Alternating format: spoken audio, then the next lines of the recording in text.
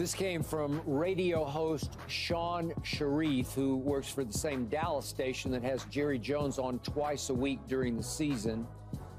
Shariff said, and I quote, "I'm talking about at least 4 different people who have told me that Micah has worn thin there. I don't know how much is true, how much it actually hurts. I don't know whether this is the behavior of a typical superstar, but all I do know is this. I've heard from way too many people that if Micah Parsons were out of there, there would be a decent amount of people inside the Ford Center at the Star in Frisco smiling or breathing a sigh of relief." Keyshawn, I'll let you deal with this first. Your reaction. What has he done, man? He got a podcast. He's got a podcast. He likes to talk. He really likes to talk. Like, Yep. What is it that he's done so egregious that people would be happy that he's gone? I don't understand. Okay, so maybe there is some truth to a player that rubs people the wrong way, that's been in the building for many years that hadn't won anything. So what happens, and what I mean by that, so I'm going to give you a little bit of insight, Skip, who you've been around organizations and you kind of know how they work. When you have certain people in the building, let's say that's been there 15 years and they hadn't won anything, and you got a player that has personality that comes in and he's having fun or talking a lot or whatever the case is, that may rub you the wrong way. Are you speaking of somebody nearby here right now? Or No, you? I'm just talking about just in general. Oh, okay. I'm just saying. But did you experience that? No, never. Early on with the Jets? Not at all. We were sorry. We won 15. Sorry. Yeah, we were not a good team. In the next year, we was on our way to the AFC Championship game. So I'm not talking about me personally. I just know how people inside those buildings in the front office and people that work in the building, whether they are football people or just working in the building doing some other administrative things, they've been there so long they haven't won anything. And when a personality comes in and they necessarily can't tell that personality anything at all because they don't have the juice to do it, it rubs them the wrong way. And they may have a relationship with Shan and have a conversation with them. It could be multiple guys. It could be people at functions that the Cowboys may have, golf outings that the Cowboys and Jerry likes to put on, and all of the administrative people are there along with reporters, and they got their little sidebar going at the bar, and they're talking. But what do you think about Mike? The guy gets on my nerves. He's always talking. He's always running his mouth, Bill. Blah, blah, blah. That's the conversation. Agreed. And so I doubt that this is coming from the head people in charge, the money check writers. I doubt it. It's coming from, if I'm a betting man, it's coming from people that want to be super important. That's what's coming, because that's usually where your little slide leaks come from. They come from people that are not in the position of power, but they want to be in a position of power. So this allows them to have some power because what they're doing is they telling on him. They ratting him out. They snitching on him. I'm being honest. No, I got it. I'm telling you, so in the end, you say, well, is there going to be a problem, Keyshawn? Oh, yeah, there's going to be a problem. You know why? Because Josh Allen, the linebacker that was at Kentucky that went in the first round of Jacksonville Jaguars, he just signed $150 million with 88 of it guaranteed. Okay? That's going to be the problem. The problem is going to be, say, man, hold on. They just gave this man this money and you want me to play for $2.5 million? We just heard a report come out yesterday or the day before that if they didn't get CeeDee Lamb's deal done, CeeDee Lamb ain't stepping on the field. Then he walked that back. He said he would be there. And would participate. But and participate in voluntary or mandatory? Which one? See? Probably mandatory. There's a difference. Yeah. Because I ain't going on the field voluntarily. I'm going to come on the field mandatory so I don't get fined. And most players will do that, and that's the way things go. Unless you hold in, as in, I show up, but I don't do anything. I was going to say, and most organizations will say, hey, come in, let's continue to try to work this out because we don't want you to run the risk. Yeah. Because when you look at the numbers, Him and Josh Allen, basically the sacks are the same to me. It's 17 and a half versus 14. Tackles for loss, 17 and 18. Solo tackles, 43 and 36. Fumbles forced, 2 and 1, and Allen got an interception. That's the same. Micah Parsons is going to look for a little bit more money. So Jerry's going to have some issues if that deal can't get done. That's where your problems are going to come in. Yeah. All right, my turn. I'm going to disqualify myself because this is relentlessly depressing to me about my team. My team has done next to nothing through the offseason, and now I have to deal with this on top of all of none of that. It's a dark time to be a Dallas Cowboy fan because they just got blown off the field by the youngest team in the playoffs in a home playoff game, in which we trailed 27-0 before halftime. It's incomprehensible. It's unacceptable. You know it, and I know it. And now this on top of that. So I almost can't get my mind to go into this. It's the Cowboys. I guess it's just the Cowboys. Look, I was Micah's biggest fan for those first couple of years. Maybe I overreacted. I'll be the first to say maybe I overhyped. Maybe I overexpected. Maybe I did engage in conversations about could he be Lawrence Taylor? Could he rise into the conversation? Not yet. And I'm starting to think not ever, because I haven't seen enough when it mattered the most. So here's the point.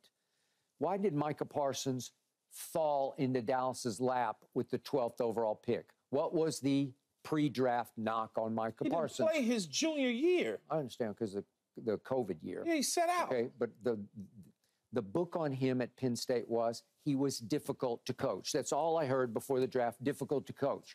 I didn't put much stock in it or care that much about it because I didn't think there was any way he was going to be there for the Dallas Cowboys, who were fixating on the two corners that were available. Remember, it's Surtain and J.C. Horn, and it's one or the other. Whoever's going to be there, we're taking a corner. And then once both were taken off the board, the second, Surtain by the Denver Broncos right ahead of us, then Jerry went backwards with Philadelphia, which wanted, what's his name, Smith. Devontae Smith. Yeah, where they just said, well, we need the receiver, and Jerry trusted that they wouldn't take somebody down, that Howie Roseman said, I just want that receiver, period, end of story. And Jerry said, okay, we'll swap with you. And then Micah fell into their laps at 12, okay? Well, you look at it after the first 2 years and you say, was that not one of the greatest picks ever? And then Micah starts doing his podcast. I know it's not end of the world stuff, but every week we had some issue that we were talking about. Well, he's antagonizing this opponent or that opponent, or he's saying things that maybe some of his teammates won't really like about what's happening inside that locker room. Okay. It's one thing after another, and I said, it's just too soon. You need to go out and do it first. The one thing I respected the most about Patrick Mahomes, he and Lee Steinberg said, no TV commercials until you actually go win something. They did nothing for their first couple, 3 years. Everybody does it different. I know, but okay, but then Patrick Mahomes went out and they won that Super Bowl. He's a quarterback. Okay, so. He's a quarterback. Right, he does it different. Okay, but now he's doing all the commercials that he has earned and he deserves. Understood. And so with Mike, I'm saying, just show me something.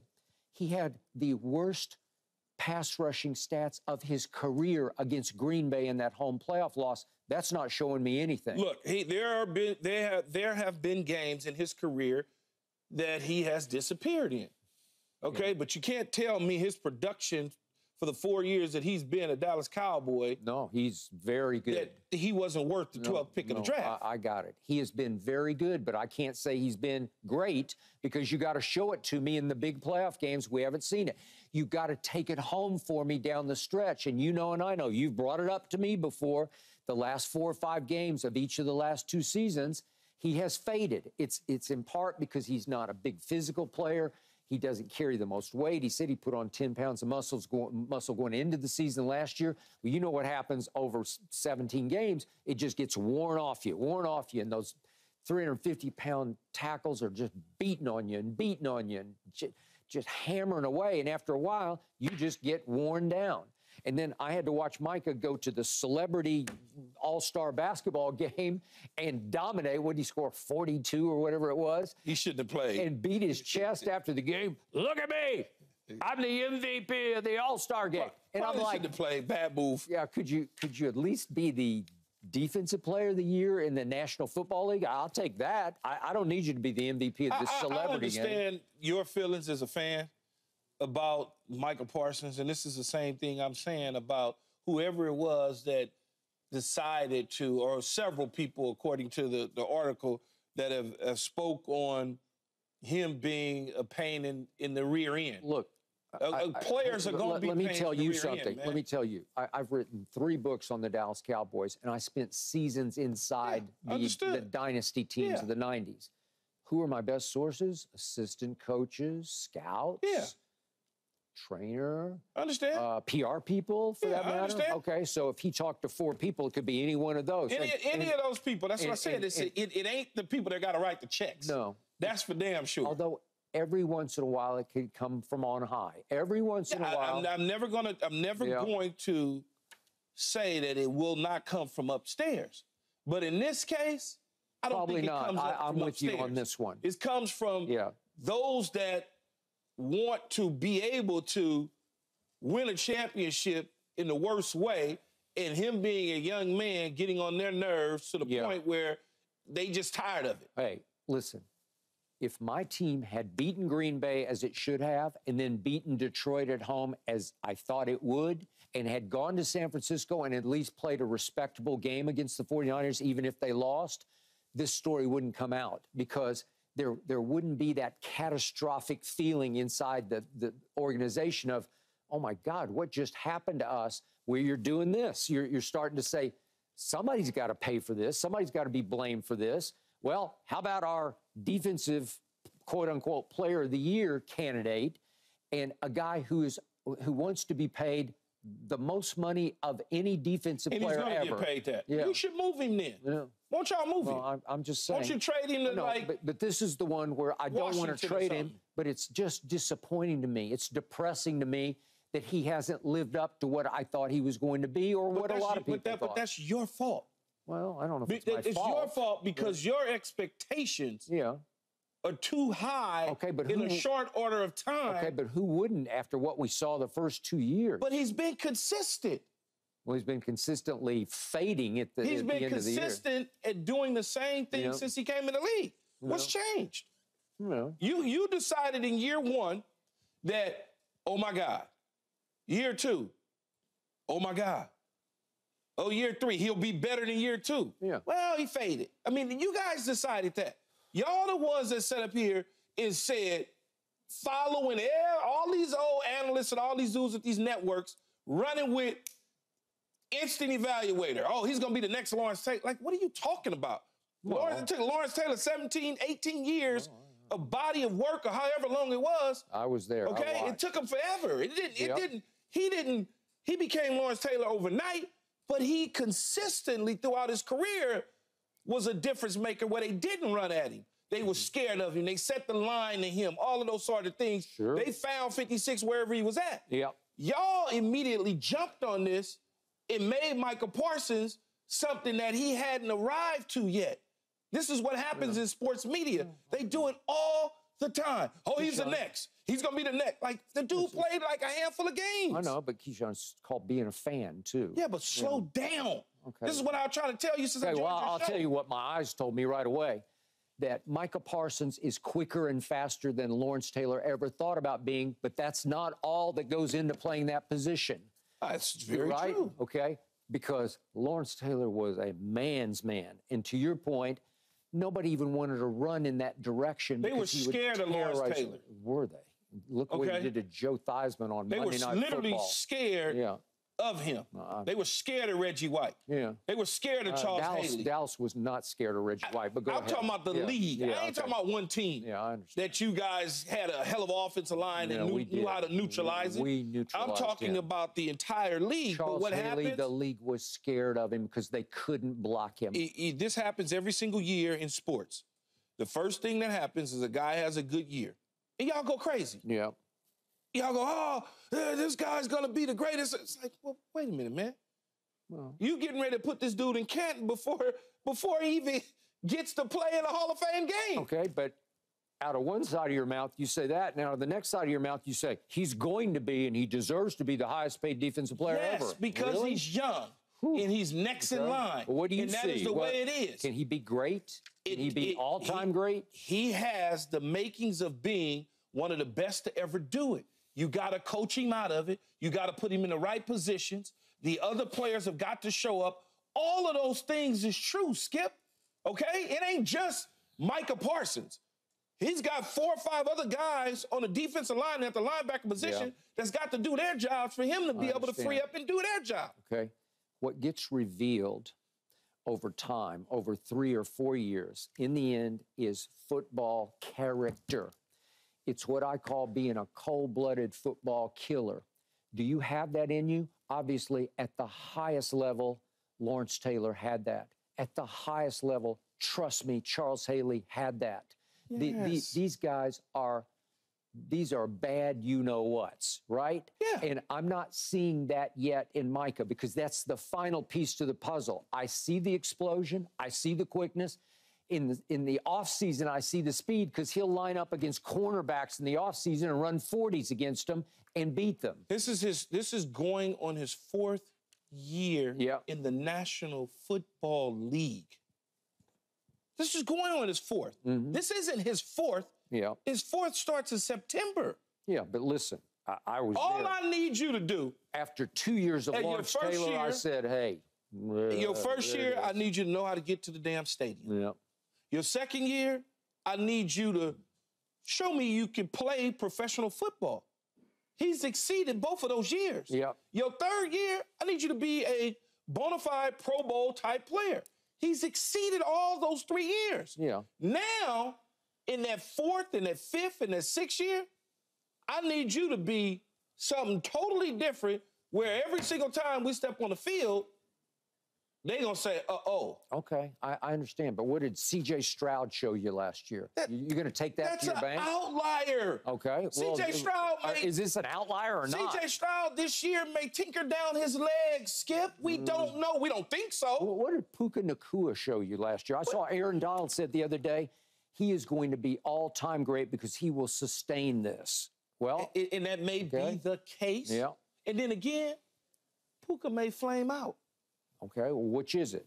He may flame. You don't know. It's too early for that assessment. No, but what do your eyes tell you? What's your gut tell you? My eyes tell me he's in the right situation to succeed. But here's what else I'm going to tell you. Matthew Stafford is getting ready to retire in a couple years. Now you're going to be having another quarterback in Michael Penix or one of those dudes that, now what? Now what is going to look like? I don't know. If he's that dude, he'll be that dude for the next guy. Y'all something else, man. Yeah. When y'all go to evaluate players, do me a damn favor. Stop putting them in Canton after 2 and 3 years, man. Let it develop. It wasn't just me. It was a lot of football people. Y'all. I didn't say you. Yeah. I said y'all. I didn't just say you. Yeah. I said y'all. Okay. Which means many people. But sometimes you show and flash that potential, and then all of a sudden the spotlight gets real bright on you, and all of a sudden you wilt under the spotlight. And all of a sudden you start doing podcasts because you think you have arrived, and it's just too much too soon, and you can't live up to it. Everybody is different, Skip. Because you keep painting that big target on your back, and offensive linemen are saying, I'll show him a podcast. And hopefully for him, I'll show him a podcast. Hopefully for him this year, when he steps on the field, he will finish all 17 games like he started. Oof. That's hopefully for him. Well, hopefully. Because he will be the highest paid defensive player in the history of the league when his time is, when they finally get a deal done. Because he ain't playing for $2.5 million. I can tell you that now. I understand, but I'm going to restate my position. I got one football player on my team who has earned that kind of money, top dollar, and that's my receiver, CeeDee Lamb. It doesn't work that way. He's made of the right stuff. Doesn't work that way. Well, that's just the one guy I trust. I'll take him to my bank. As I told you before, why don't you trade him then? Just trade him and Dak and then go from there. This is what you call bad luck, where you're stuck with overpaying a player who has not lived up. You're not stuck. You can go get at least 3 ones for Micah Parsons. I'm sure if y'all did put him out there, they're going to line up. Well, who knows? So y'all should do it. Well, maybe. Since he's such a bad guy in the locker room and in the facility, and they can't wait to see him gone. How dare you to? He played the whole game in which we were down 27-0 before halftime. He was out on the football field and had no impact. Thanks for watching, Undisputed fans. Do you want more highlights from the show? Make sure to click that subscribe button for all the exclusive content from Undisputed.